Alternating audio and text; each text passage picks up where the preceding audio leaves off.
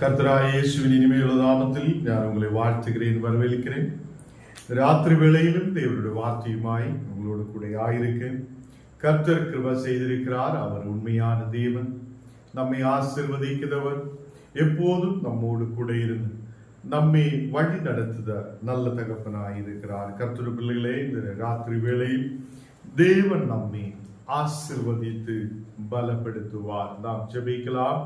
பரிசுத்த பிதாவே, ராத்திரி வேளையில் அப்பா, உம்முடைய நாமத்தை உயர்த்த, உம்முடைய நாமத்தை தொழுது கொள்ள நீர் எங்களுக்கு கிருபை செய்ததுக்காக ஸ்தோத்திரம். நீரே பரிசுத்தராய் உண்மையுள்ளவராய் எங்களோடு கூட இருக்கிறதுக்காக ஸ்தோத்திரம். தேவனே, இன்னைக்கப்பா கடந்து வந்திருக்கிற எல்லா மக்களையும் நீர் ஆசீர்வதித்து பலப்படுத்துவதற்காக ஸ்தோத்திரம். உம்முடைய தெய்வீக பிரசனத்தால் நிரப்பி நீர் ஆசீர்வதியும். தேவனே, நாங்கள் உம்முடைய வார்த்தைகளை தியானிக்கும் போது உம்முடைய வார்த்தைகளில் ஆண்டவரே சமாதானம் உள்ளவராய், சந்தோஷம் உள்ளவராய், மகிழ்ச்சி உள்ளவராய் இருக்க நீர் எங்களுக்கு கிருபை செய்ததுக்காக ஸ்தோத்திரம். எல்லா பலவீனதைகளை மாற்று, எல்லா கண்ணீரான சூழ்நிலைகளை மாற்று. தேவனே, நீர் எங்களை பலப்படுத்தி ஆசீர்வதித்து வழி நடத்தும். ஆண்டவரே, இந்த நாடுகளில் அநேகர் உபவாசத்தோடு, ஜபத்தோடு, ஆராதனையோடு, சோதனத்தோடு ஆயிருக்கும் போது அந்த மக்களை நீர் பாதுகாத்து வழி நடத்துவதற்காக ஸ்தோத்திரம். தேவனை, கடந்து வந்த எல்லா மக்களுடைய குடும்பங்களில் தெய்வீக பிரசனம் இறங்கி வரப்படட்டும். தெய்வீக ஆசீர்வாதத்தால் நிரப்பி நீர் வழி நடத்தும். இயேசுவின் நாமத்தில் ஜெபங்கேளும் நல்ல பிதாவே. ஆமென், ஆமென். கர்த்தர் நம்மோடு கூட இருந்து நம்மை ஆசீர்வதிக்கிறவராய், அவர் நம்மை பலப்படுத்துகிறவராய் இருக்கிறார். நாம் மேலான எருசலேமை குறித்து போன நாளுகளில் இருந்து நாம் தியானித்து வருகிறோம். இன்னைக்கு கடைசியாக இந்த விஷயத்தை நாம் இன்னைக்குள்ள மெசேஜோடு நிப்பாட்டுகிறேன். ஆண்டவர் இவ்வளவு நாளாய் நமக்கு இந்த மேலான எருசலேமில் கடந்து வருகிற மக்கள் எப்படி இருக்க வேண்டும் என்றும், மேலான எருசலேமில் இருக்கும் போது என்ன நன்மை இருக்கிறார் என்றும், உலக பிரகாரமான எருசலேம் என்னவை என்றும் தேவன் நம்மோடு கூட பேசி இருக்கிறது. 1 கொரிந்தியர் 15 அதிகாரம் അതിന്റെ 33 വചനം നാം വാസിக்கலாம். 1 കൊരിന്ത്യർ 15 அதிகாரம் അതിന്റെ 33 വചനം. மோசம் போகாதிருங்கள், ஆகாத சம்பாஷணைகள் நல்லொழுங்கை கெடுக்கும். கர்த்தருடைய பிள்ளைகளே, இங்கே அப்போஸ்தலனாகிய பவுல் சொல்லுகிறார், மோசம் போகாதிருங்கள். நாம் ஆகாத சம்பாஷணங்களில், ஆகாத பேச்சுவார்த்தைகள், ஆகாத சம்பாஷணங்கள் நல்லொழுங்கே கெடுத்ததாயிருக்கு. நம்முடைய வாழ்க்கையில் நாம் முன்னாடி கடந்து செல்லும் போது நாம் நல்லொழுங்குள்ளவராய் இருக்க விரும்புகிறேன். நம்முடைய சம்பாஷணங்கள் நல்லொழுங்கை கெடுத்தி விடுவதாய் இருக்கு. அதனாலே அவர் சொல்லுகிறார், நாம் கவனமாய் இருக்க வேண்டும். நம்முடைய பேச்சுவார்த்தைகள் கவனமுள்ளதாய் இருக்க வேண்டும். மோசம் போகாதிருங்கள், ஆகாத சம்பாஷணங்கள் நல்லொழுங்கே கெடுத்ததாய் இருக்கு. இன்னைக்கு நாம் மேலான எருசலேமில் கடந்து வந்திருக்கிற மக்கள் நாம் நல்ல சம்பாஷணங்கள் உள்ளவராய், நல்ல பேச்சுவார்த்தைகள் உள்ளவர்களாய் மாற்றப்பட வேண்டும் என்று தேவனுடைய வார்த்தை சொல்லுகிறார். கர்த்தருடைய பிள்ளைகளே, 34 வசனம் வாசிக்கும் போது 1 கொரிந்தியர் 15 அதிகாரம் അതിന്റെ 34 வசனம் வாசிக்கும் போது, நீங்கள் பாவம் செய்யாமல் நீதி கேட்க விழித்து கொண்டு தெரிந்தவர்களாயிருங்கள். சிலர் தேவனை பற்றி அறிவில்லாது இருக்கிறார்களே, உங்களுக்கு வெட்கம் உண்டாக இதை சொல்லுகிறேன் என்று சொல்லி இருக்கிறது. கர்த்தருடைய பிள்ளைகளே, அவர் திருப்பியும் அங்கே சொல்லுகிறார், நீங்கள் பாவம் செய்யாமல் நீதிக்கு விழித்திருக்கிற மக்களாய் காணப்படும். அப்போ பாவம் செய்யாமல் இருக்கிற மக்கள், முன்னாடி அடிமைகளாய் இருக்கும் போது பாவம் செய்திருக்கிறேன், முன்னாடி சாத்தானுக்கு அடிமைகளாய் இருக்கும் போது, பாவத்துக்கு அடிமைகளாய் இருக்கும் போது எப்படியோ வாழ்ந்திருக்கிறேன்.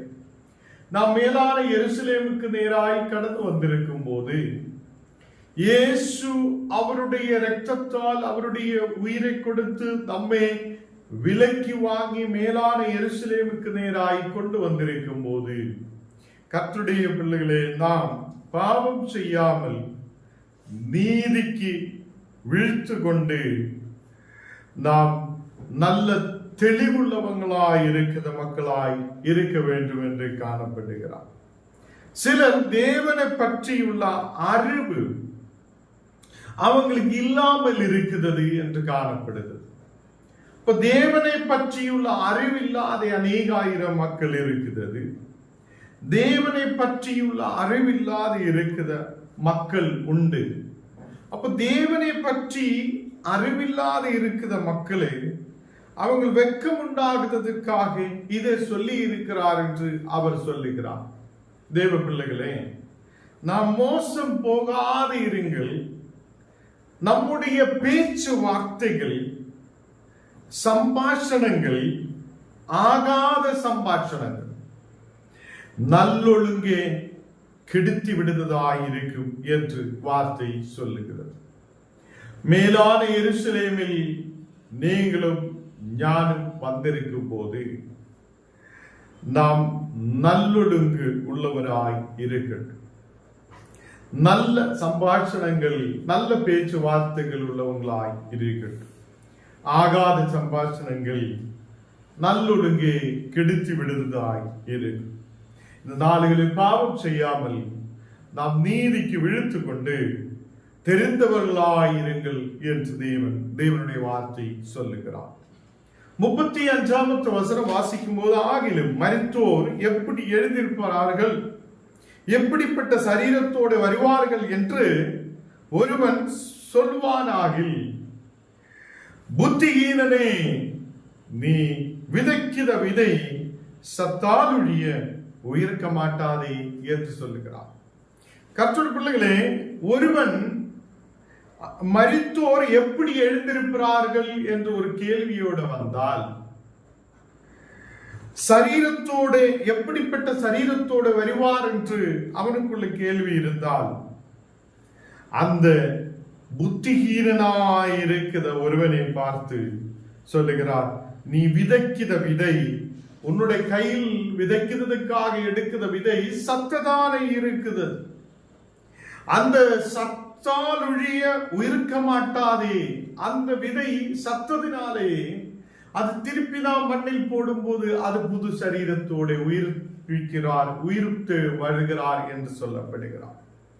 அப்போ இந்த நாடுகளில் அநேகருக்கு சில விஷயங்களில் சந்தேகங்கள் இருக்கிறது. மரித்தால் இங்கே நமக்கு குடிக்கலாம், சாப்பிடலாம், எப்படி வேணாலும் போகலாம், நமக்கு இனி ஒரு வாழ்க்கை இல்லை என்றெல்லாம் நினைக்கிற அநேக மக்கள் உண்டு. அது அவங்களுடைய விருப்பம்.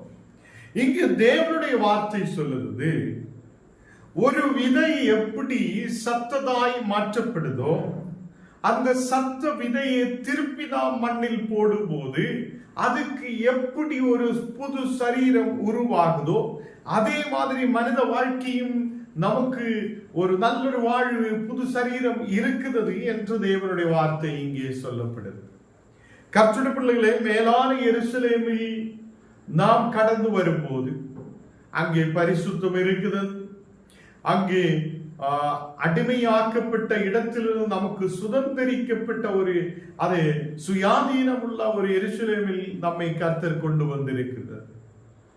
நாம் அதை எப்படி வாழணும் என்று ஓரோ நாளும் தேவனுடைய வார்த்தை நம்மோடு பேசி இருக்கு. இன்னைக்கு கடைசியாக தேவனுடைய வார்த்தை பேசியது, நீங்க மோசம் போகாதிருங்கள், உங்கள் ஆகாத சம்பாஷணங்கள் நல்லொடுங்கே கெடுத்ததுதாய் இருக்கும் என்று தேவனுடைய வார்த்தை நம்மோடு கூட பேசிக் கொண்டிருக்கிறது. சில பேருடைய மனதுகளில் நாம் ஜெபிக்கிறார், சபைக்கு போகிறார், நாம் நல்லபடி இருக்கிறார் என்றாலும் சில நாம் இந்த உலகத்தில் கொஞ்ச நாள் வாழ்கிறார், எப்படி வேணாலும் வாழலாம், எப்படி வேணாலும் போகலாம் என்று சில பேர் நினைக்கிறார். இங்கே வசனம் சொல்லுகிறது, உனக்கு சந்தேகம் இருக்கலாம், உன்னுடைய இந்த மரித்தோர் எப்படி உயிர்த்தெழும்புவார், மரித்தோர் எப்படி எழும்புவார், மரித்த மக்கள் அதை அவங்களோட சரீரத்துக்கு எப்படிப்பட்ட சரீரம் அவங்களுக்கு திருப்பி கிடைக்குவார் என்றெல்லாம் ஒரு கேள்வி உனக்கு இருக்குது என்றால், நீ ஒரு விதையை மட்டும் பார்.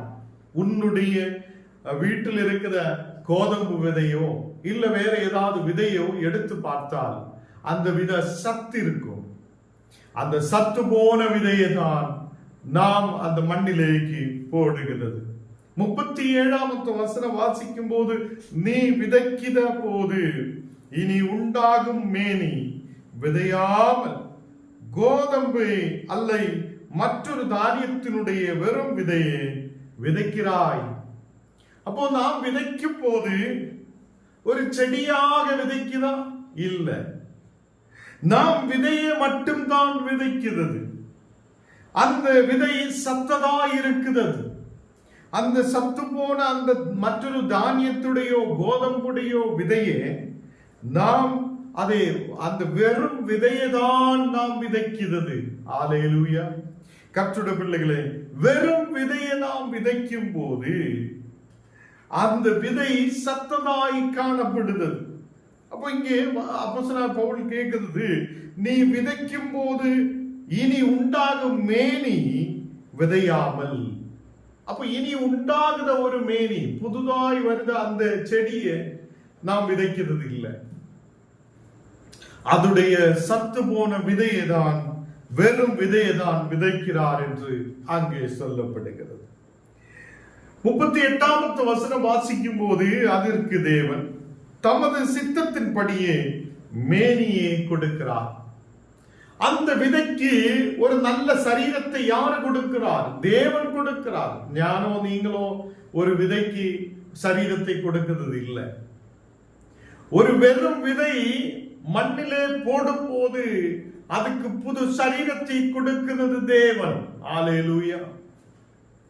அப்படியே ஒரு புது சரீரத்தை கொடுக்க, புது மேனியை கொடுக்க தேவனால் முடியும். அந்த விதைக்கு நல்லொரு மேனியை கொடுக்கிறது. விதை வகைகள் ஒவ்வொன்றுக்கும் அதற்கு ஏற்ற மேனியை கொடுக்கிறார் என்று சொல்லுகிறார்.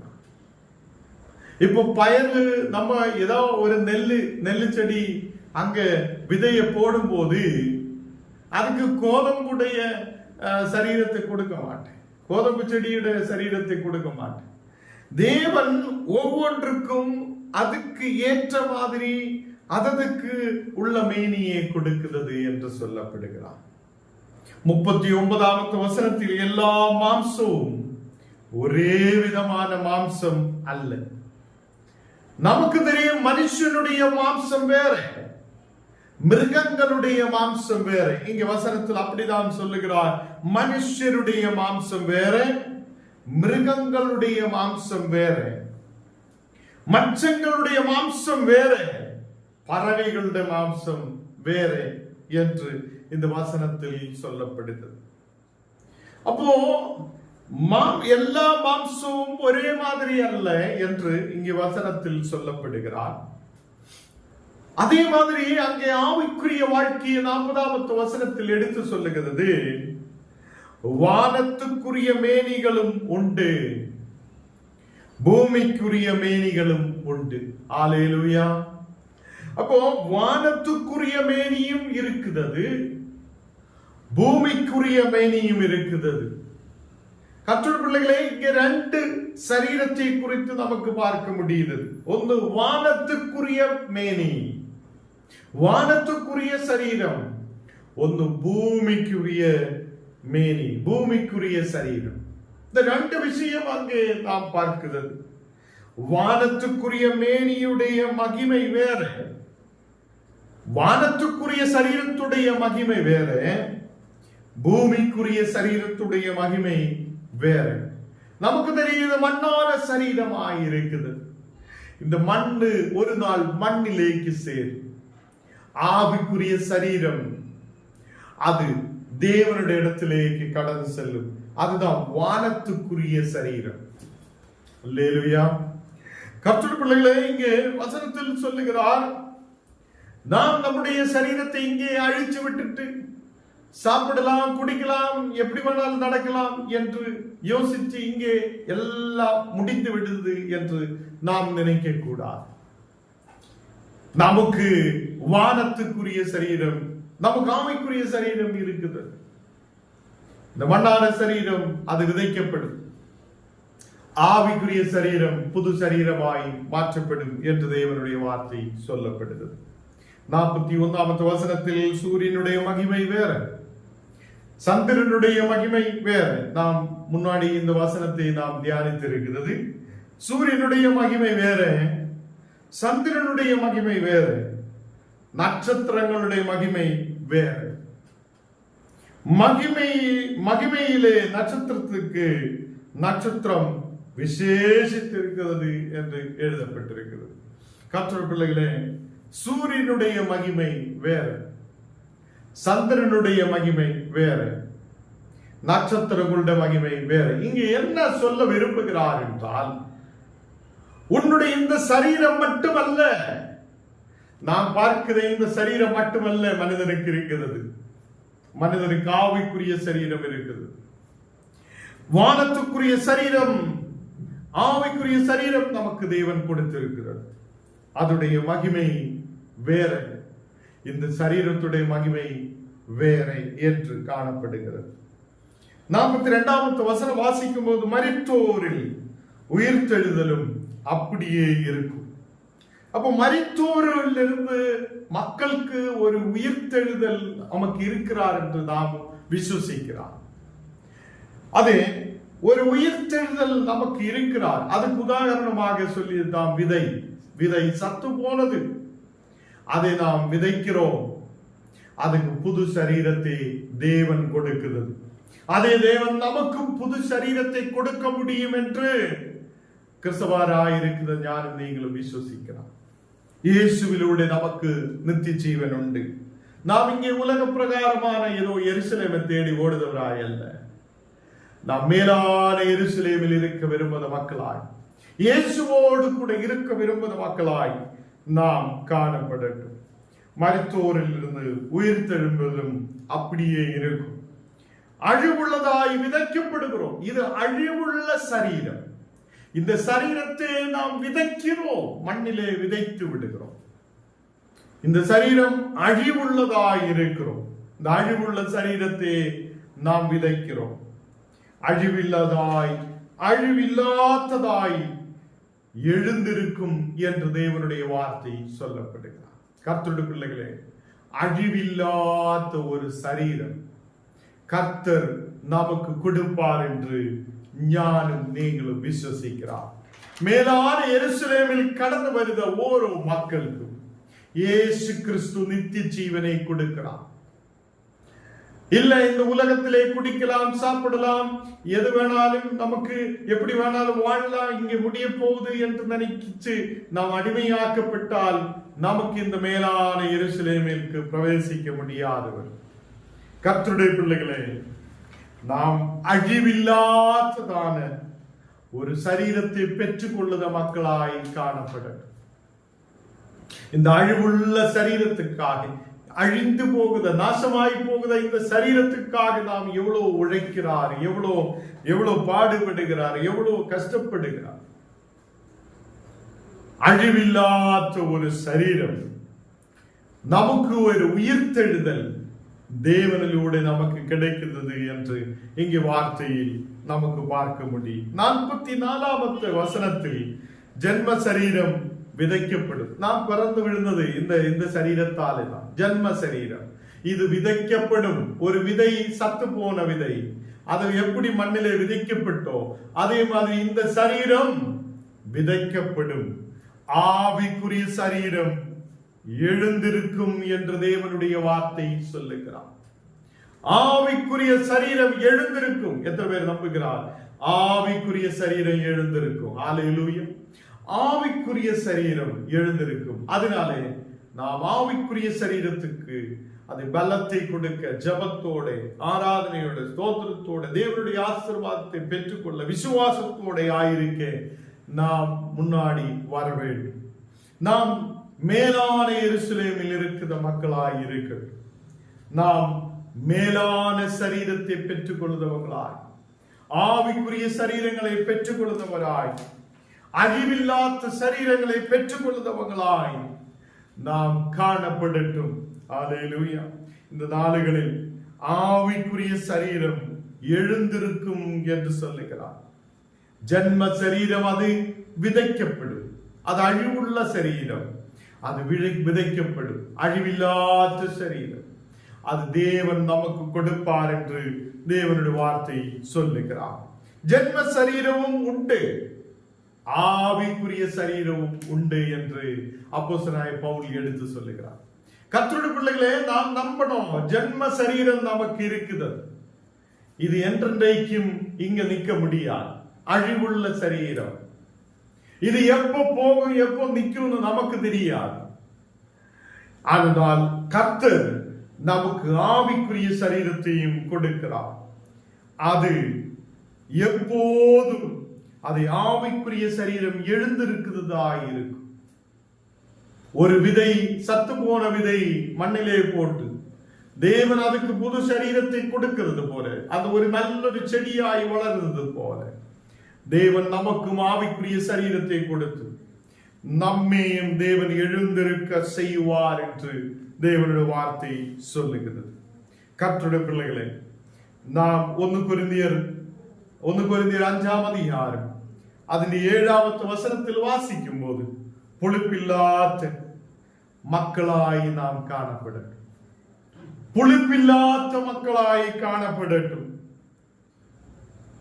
புதுதாய் பிசைந்த மாவு போல நாம் காணப்படட்டும். ஹல்லேலூயா.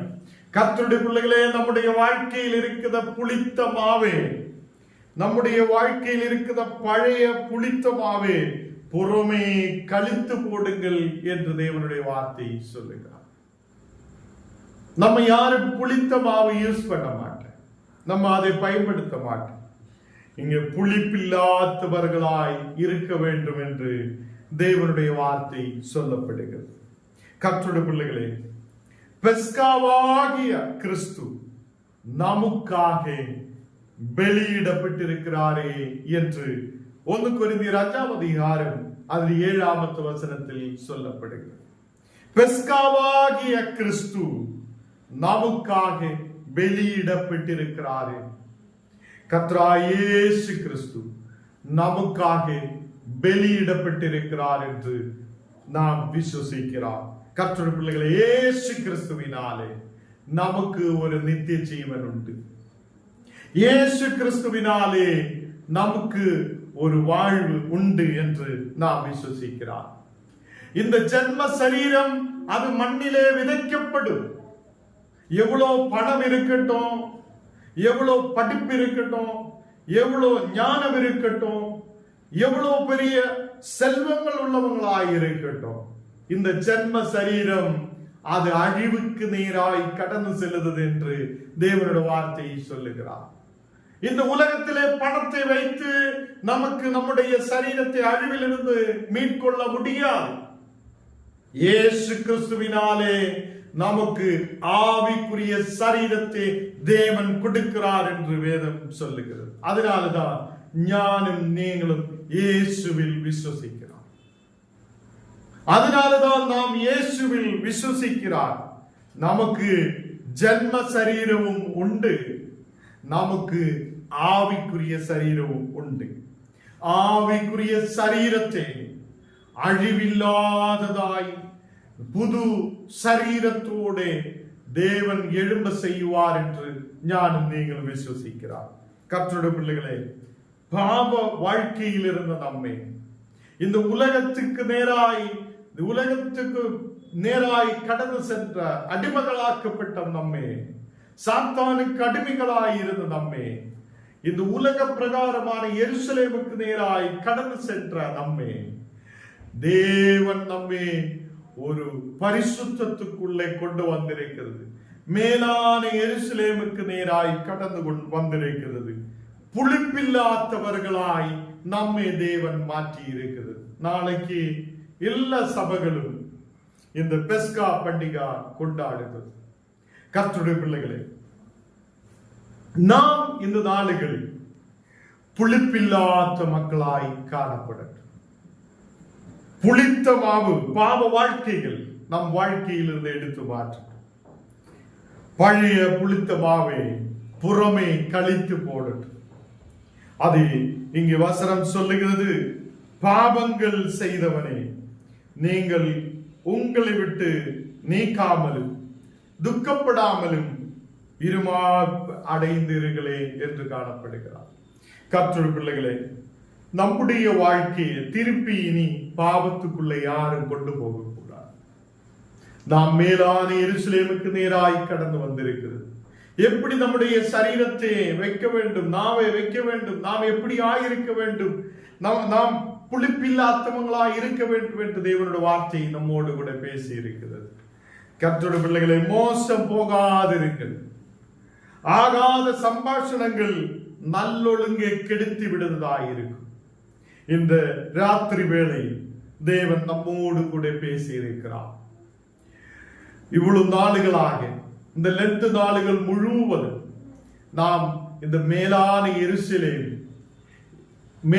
எருசலேம் சுயாதீனம் உள்ளது என்றும், மேலான எருசலேமில் கடந்து வருகிற மக்கள் எப்படி இருக்க வேண்டும் என்றும் நாம் தியானித்து வந்திருக்கிறது. அநேகர் இந்த வசனத்தை கேட்டிருக்கிறார். யாராவது கேட்காத இருக்குதுன்னா யூடியூபில் நீங்க கடந்து சென்று இந்த வசனங்கள் மொத்தமாக எல்லா வசனமும் அதிலே இருக்கும். நீங்க உங்களுக்கு நேரம் இருக்கும் போது அந்த வசனங்கள் யூடியூபில் கடந்து சென்று பார்க்கலாம். தேவ பிள்ளைகளே, அவ்வளவு நல்ல கனமான வசனங்கள், அவ்வளவு நல்ல ஆசீர்வதிக்கப்பட்ட வசனங்கள் தேவன் நமக்கு கொடுத்திருக்கிறது. நாம் கண்ணுகளை மூடலாம், நாம் ஜெபிக்கலாம். எல்லாரும் விசுவாசத்தோடு ஜெபிக்கலாம். தேவன் நம்மோடு கூட பேசி இருக்கிறது. அவர் நமக்கு நல்லவராய் வல்லவராய் நம்மோடு கூட இருக்கிறது. சீதரின் கால்களை கழுகினவர் செந்நீரால் என்னுள்ளம் கழுகிடுமே. சீதரின் கால்களை கழுகினவர் செந்நீரால் என்னுள்ளம் கழுகிடுமே. பாரில் எனக்கு வேறென்ன வேண்டும், உயிருள்ளவரை நின் புகழ் பாட வேண்டும். பாரில் எனக்கு வேறென்ன வேண்டும், உயிருள்ளவரை நின் புகழ் பாட வேண்டும். தூயாதி தூயவரே, உமது புகழை நான் பாடுவேன். தூயாதி தூயவரே, உமது புகழை நான் பாடுவேன். ஹல்லேலூயா. தேவமே, சொர்க்கஸ்த பிதாவே, இந்த ராத்திரி வேளையில் அப்பா உம்மை நாங்கள் துதிக்கிறேன், உம்மை ஆராதிக்கிறேன், மகிமைப்படுத்துகிறேன். தேவனே, இவ்வளவு நாளுகளாக நாங்கள் மேலான எருசலேம் சுதந்திரிக்கப்பட்டது என்று, மேலான எருசலேம் சுயாதீனம் உள்ளது என்று அந்த வசனங்களை வைத்து தியானிக்க நீர் எங்களுக்கு கிருபை செய்தீரே, அதுக்காக நன்றி. இந்த நாளில் இந்த வசனத்தை முழுவதாக நாங்கள் தியானிக்கப்பட, தேவனே, உம்முடைய வார்த்தைகளை கேட்கப்பட நீர் கிருபை செய்தீரே, அதுக்காக நன்றி. நாங்கள் மோசம் போகாதே, தகுதி உள்ளவங்களாய் இருக்க, தேவனே, நல்லொழுங்கு உள்ளவராய் இருக்க நீர் எங்களுக்கு கிருபை செய்ததற்காக ஸ்தோத்திரம். ஏனென்றால் இந்த சரீரம் அழிவுக்கு நேராய் கடந்து செல்வதாய் இருக்கும். இந்த சரீரம், இந்த மண்ணான சரீரம் அழிவுக்கு நேராய் கடந்து செல்லுது. ஆவிக்குரிய சரீரம் தேவன் புது சரீரமாய் நம்மை எழுந்திருக்க பண்ணும் என்று தேவனே, உம்முடைய வார்த்தை எங்களோடு நீர் பேசினவைக்காக ஸ்தோத்திரம். இந்த வசனத்தை கேட்டிருக்கிற ஒவ்வொரு மக்களும் ஆண்டவரே பலப்பட்டு இருக்க, விசுவாசத்தில் பலப்பட, ஆவிக்குரிய நிலையில் பலப்பட நீர் கிருபை செய்ததுக்காக ஸ்தோத்திரம். இனி எந்த நிலையிலும் புளித்த மாவாய் மாற்றப்படாதபடிக்கு புளிப்பில்லாத மாவாய் எப்போதும் ஆயிருக்க, மேலான எருசலேமுக்கு நேராய் கடந்து வந்த மக்களாய் இருக்கப்பட தேவனே நீர் கிருபை செய்ததுக்காக ஸ்தோத்திரம். இனிமேல் நாங்கள் அடிமைகளாக்கப்பட அல்ல, இனிமேல் சாத்தானுடைய அடிமைகளாய் அல்ல, நாங்கள் கர்த்தருடைய பிள்ளைகளாய் இருக்க தேவனே ஒவ்வொரு மக்களையும் நீர் கிருபை செய்ததுக்காக ஸ்தோத்திரம். இன்னைக்கு யாரெல்லாம் வியாதியோடு பலவீனதையோடு இருக்குதோ அந்த மக்களுக்கு ஒரு விடுதலை கொண்டு நிரப்பி நீர் ஆசீர்வதித்து பலப்படுத்தும் தேவனை. எல்லா இந்த மக்களையும் நீர் பலப்படுத்தும், ஆசீர்வதியும். எல்லா பலவீனங்களிலிருந்து விடுவிக்கும், கண்ணீரான சூழ்நிலைகளிலிருந்து விடுவிக்கும். எல்லா இந்த மக்களையும் உடைய கரத்தில் ஒப்பு கொண்டிருக்கிறேன் தேவனை. நீர் பலப்படுத்தி ஆசீர்வதித்து வழி நடத்தும். இயேசுவின் நாமத்தில் தனபிதாவே, ஆமென்.